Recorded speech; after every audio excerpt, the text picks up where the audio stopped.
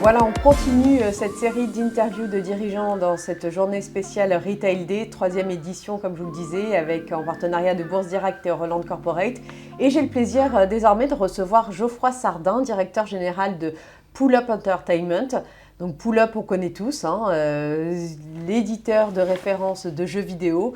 Et on est ravis de vous recevoir, Geoffroy, parce qu'il se passe un tsunami actuellement sur le secteur des jeux vidéo depuis plusieurs mois. Et c'est vrai qu'on a très envie de vous attendre sur ce tsunami.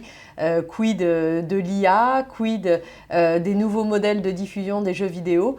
Voilà. Et donc c'est vrai que vous, cette année, a été marqué par le gros succès, le phénomène Space Marine 2.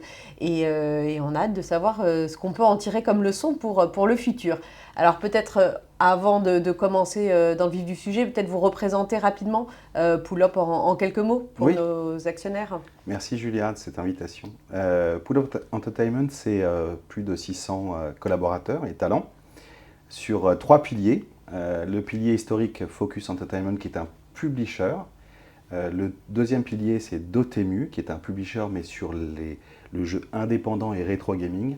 Et le troisième pilier, ce sont nos propres studios de développement. On en a 6 aujourd'hui, donc ce qui compose aujourd'hui le groupe Pull-Up Entertainment. Très bien. Et donc, on le disait en introduction, gros succès, énorme succès même, Space Marine 2. Peut-être quelques chiffres que vous pourrez nous donner. Mais on a tous envie de savoir, quand on vit un tel succès, sur quoi il a été basé et finalement, quelles leçons vous pouvez en tirer pour reproduire ce phénomène? Oui, en effet, donc on a sorti Space Marine 2, qui est une licence Games Workshop, Warhammer 40 000, en septembre dernier. On a annoncé il y a quelques mois qu'on avait dépassé les 6 millions d'unités vendues. Donc vous pouvez imaginer qu'on en a vendu plus là aujourd'hui. Oui. On dévoilera nos chiffres plus tard, lors sans doute de notre annonce du chiffre d'affaires annuel, qui est donc le 17 avril prochain. Alors Space Marine 2, c'est un projet qu'on a commencé il y a maintenant plus de 4 ans, où on a eu une idée en fait de faire un assemblage entre un développeur qui s'appelle Saber Interactive et donc une licence qu'on a travaillée, sur laquelle on a vraiment respecté, si vous voulez, les prérequis de cette licence auprès de la communauté. Donc l'idée première, c'était de respecter ce lore, c'est-à-dire le contenu de cette licence, et d'y ajouter une patte, on va dire, de développement avec un moteur graphique qui pouvait justement répondre à cette exigence de contenu. En plus de ça, il y a eu tout un travail marketing, c'est-à-dire sur la communauté, pour pouvoir sortir le jeu en temps et en heure avec leur approbation. D'accord. Donc un succès comme ça arrive peu souvent parce que ce sont des chiffres qui sont incroyables. Alors quelle leçon? La leçon c'est on peut faire un jeu avec un succès incroyable, avec des chiffres qui sont enviables pour beaucoup, avec un budget qui n'est pas un budget de triple A. Les budgets de triple A aujourd'hui sont des budgets qui vont de 100 à 300 millions d'euros d'investis, avec tous les risques de retour sur investissement qu'on peut imaginer. Nous, on s'est cantonné à ce qu'on appelle un gameplay exigeant. Aujourd'hui, une communauté de joueurs, ce qu'on appelle les hardcore gamers, ils veulent un gameplay. Ils ne veulent pas qu'on plaise à tout le monde, ils veulent qu'on leur plaise à eux. Donc plaire à tout le monde, c'est plaire à personne. Donc c'est notre positionnement chez Pull-Up, c'est-à-dire de travailler sur des jeux double A, c'est-à-dire avec un début et une fin. Donc ce n'est pas des jeux massivement multijoueurs, mais en respectant ce que veut, évidemment, ce qu'attendent l'audience précise. Et on travaille ce genre de production avec un groupe aussi de joueurs tout au long de la production. On leur fait tester pour justement arriver avec une production finale qui est adoptée dès le day one par la communauté. D'accord. Et donc c'est vrai que évidemment avec ce succès, on a vu que le cours s'est valorisé, a anticipé ou a apprécié en tout cas ce succès important.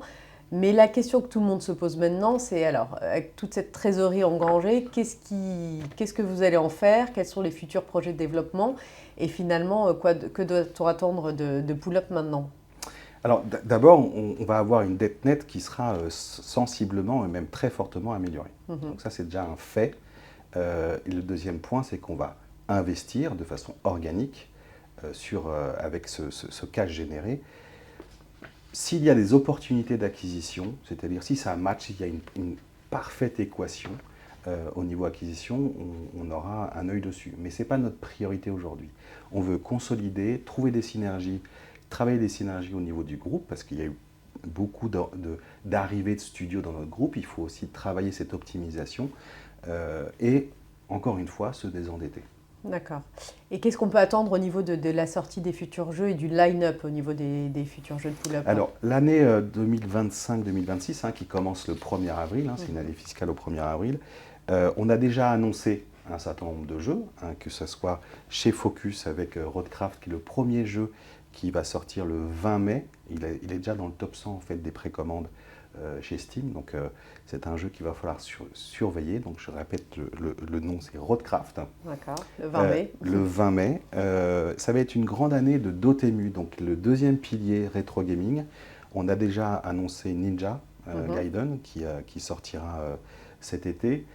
Et plusieurs autres grosses annonces vont arriver d'ici peu, donc je ne peux pas vous les dévoiler aujourd'hui. D'accord, donc un line-up en tout cas continue à attendre sur la sortie des jeux cette année. Un très gros line-up. D'accord. Même sans doute le line-up le plus fourni de tous les temps du groupe Pull-Up Entertainment. Ok, avec on espère quelques blockbusters qui pourront ressortir. Alors on entend beaucoup dans l'industrie du jeu vidéo des coûts de développement de plus en plus importants pour sortir des nouveaux jeux. On entend aussi beaucoup de licenciements dans l'industrie, ça fait parler des salariés. Et la question qu'on se pose, c'est finalement, est-ce que ces coûts vont continuer à progresser au niveau du coût de développement, ou alors est-ce que l'intelligence artificielle va permettre finalement de changer ce paradigme et de changer un peu le modèle de développement des jeux? Alors nous, notre positionnement chez Pull-Up Entertainment, ce n'est pas d'être en compétition avec les AAA qui ont des coûts de développement très importants. On veut s'adresser à une audience précise, être très distinctif, avec un gameplay exigeant. C'est nous notre cœur de notre positionnement, gameplay first. On ne veut pas en fait rentrer dans une dynamique aujourd'hui de AAA qui propose des mondes ouverts pour plaire à une audience très très ouverte. Nous, on s'adresse à une audience particulière. J'en veux pour preuve, par exemple, ce qu'on fait avec la simulation de train.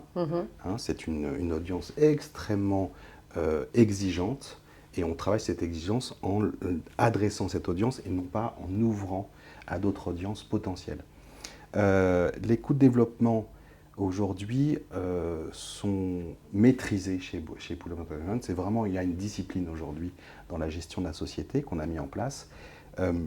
L'intelligence artificielle, ça fait longtemps qu'on travaille. C'est pas une nouveauté.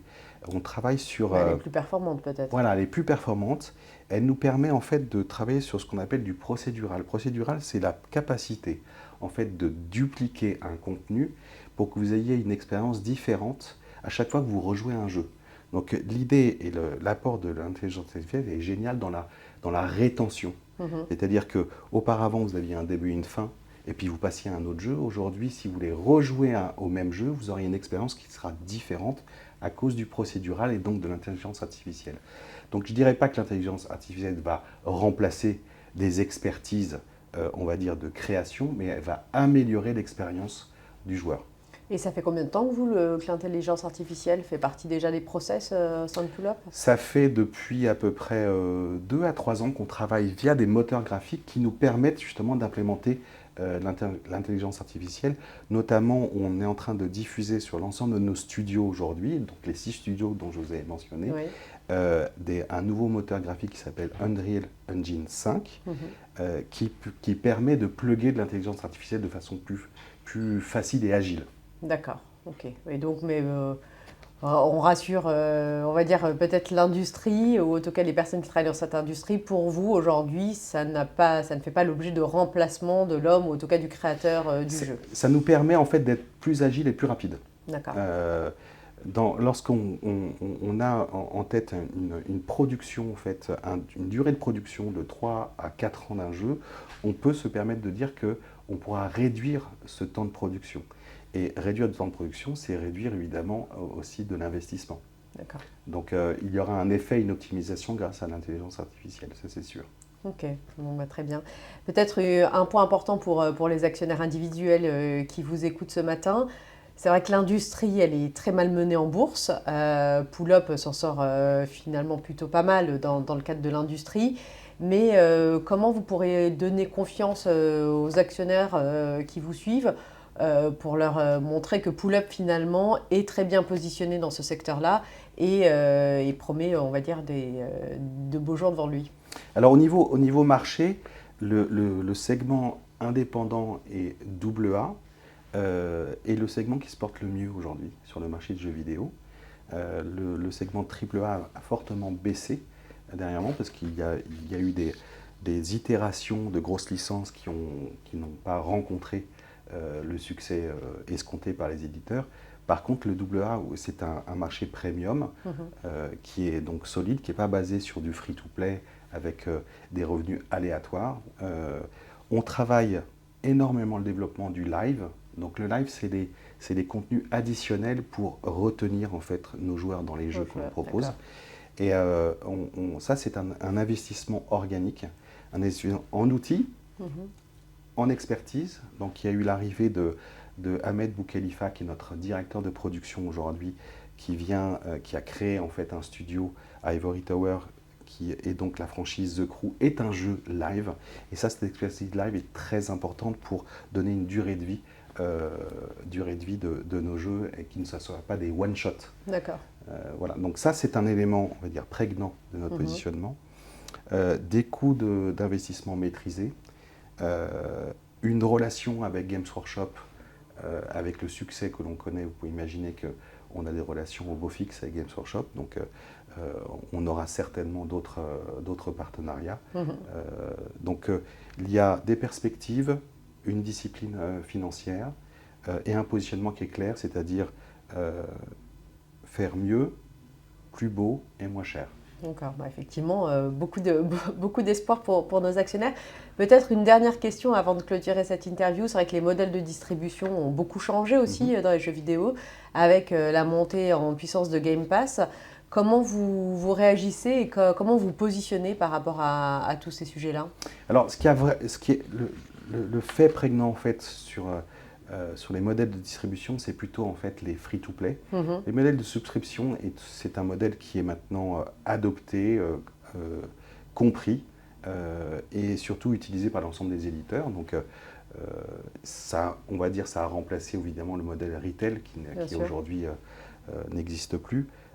C'est vraiment le free-to-play qui a vraiment changé la donne par rapport au premium.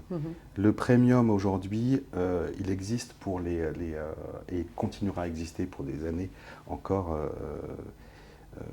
futures parce qu'il s'adresse à des audiences extrêmement, on va dire, exigeantes qui souhaitent avoir quelque chose qui leur sied à eux. Et ils sont prêts en fait à investir dès le début, plutôt que d'aller sur du free-to-play qui s'adresse à une audience élargie, plus large. Beaucoup plus large.